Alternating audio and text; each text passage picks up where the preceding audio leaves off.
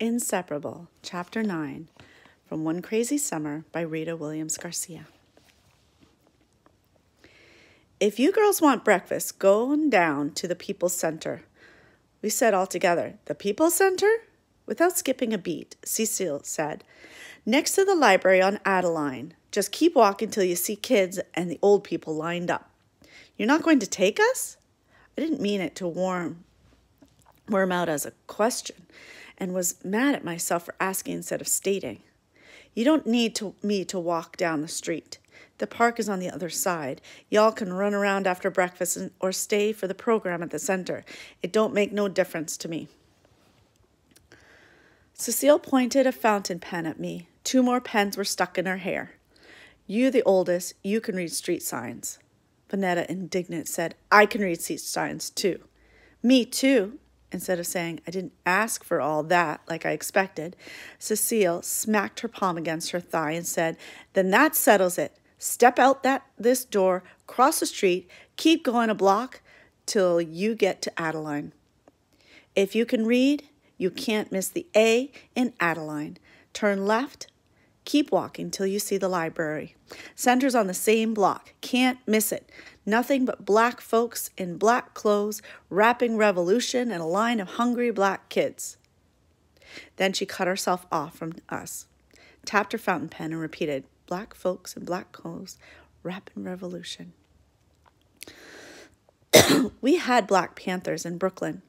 Black Panther posters with Seize the Time stapled onto telephone poles.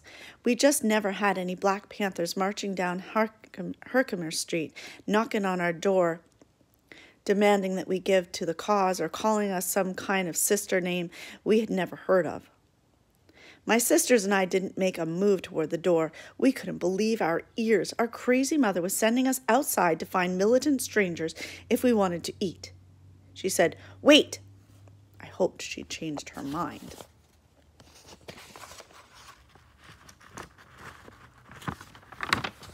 About us.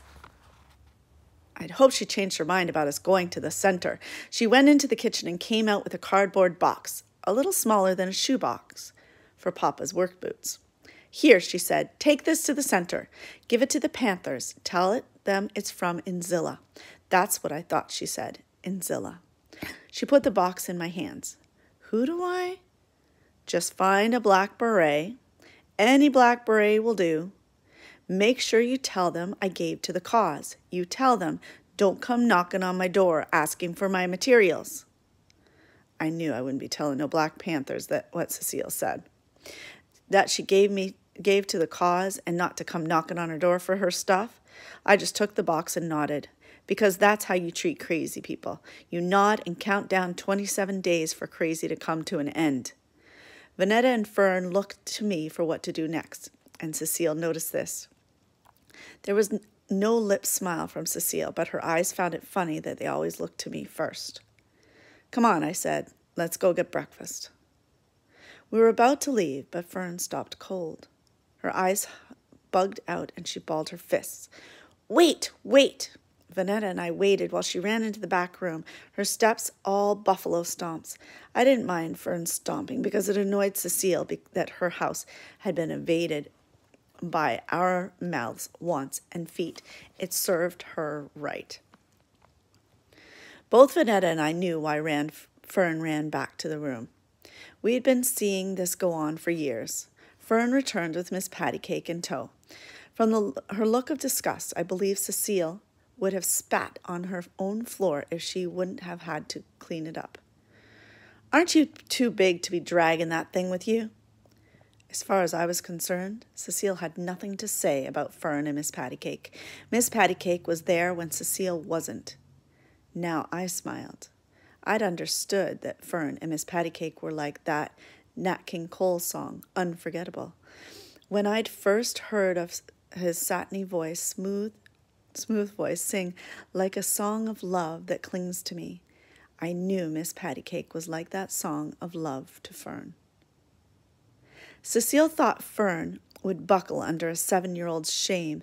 When Fern didn't answer, she asked again, aren't you too big for all of that? Fern shook her 4 braids and barrettes and said, No, taking a delight in answering no for no's sake. No, because Cecile didn't have a hug and a kiss that Fern expected. No, because Cecile didn't leap up and get that cold glass of water. No, because Cecile had yet to call Fern, Fern. Vanetta groaned. She had fought enough name-callers on behalf of Miss Pattycake. I had fought my share too, but so what? It was for Fern and her doll. Except for going to school and church, Fern and Miss Pattycake had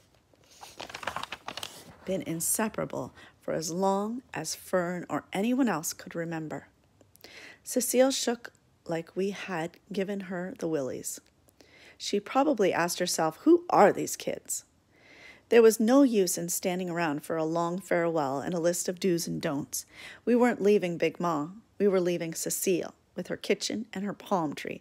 And just as I felt we had gotten the last lick by turning and going, Cecile said, "Don't kill yourself to get back here. Stay out till sundown." We walked along the street, a moving triangle. Me in the front, Vanetta and Fern and Miss Pattycake behind me on both sides. "I want to go home." "Me too." I knew which home they meant. I said, "We're going back home in 27 days. "Let's call Papa," Vanetta said, "and Big Ma." I said, "Not yet. Big Ma hasn't gotten over the collect call from yesterday. We got to get up enough dimes to make a real call across the country." Vanetta said, "We should call Papa. Tell him she's mean. And she don't want us. And she won't cook or let us in the kitchen to get a cold glass of water. In her kitchen. In her house." I said, "We will, just not yet." Vanetta said, "If Big Ma knew, and Papa, they'd be here lightning quick to get us." "Yeah, quick like lightning," I said. "We need a lot of dimes."